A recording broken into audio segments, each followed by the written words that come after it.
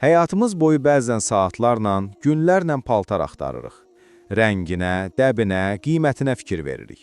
Amma bir paltar var ki, onun nə dəbi dəyişir, nə də qiyməti artır.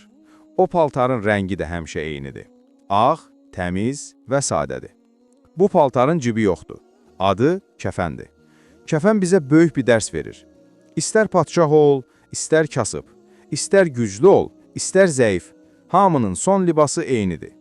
Bu libas dünyada topladığımız mal dövləti, vəzifəni, şöhrəti bir anda dəyərsiz edir. Çünki o, cibsizdir.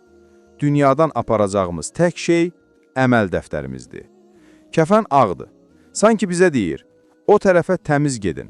Qəlbinizi, dilinizi, əllərinizi çirkləndirməyin ki, bu ağ libasa layiq olasınız.